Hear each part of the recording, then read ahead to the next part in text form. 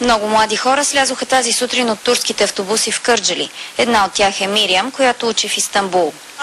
На колко години си? На 21. За първи път ли гласуваш? Не, за втори път. Мириам пристигна с един от многото безплатни автобуси, които започнаха да влизат на автогарата след 4 часа тази сутрин. Изборите. А как разбрахте, че ще има автобус за България?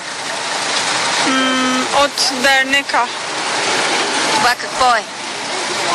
Не знам, няма да мога кажа. По-голяма част от пътниците обаче бяха от ветераните в изборния туризъм. Аз дойде тук.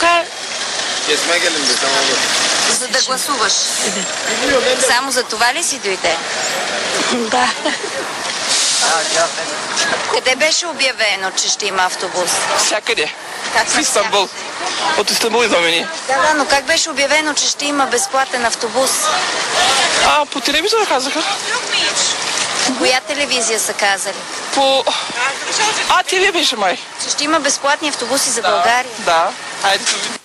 Пристигащите с организиран транспорт ще останат в България за 4 дни.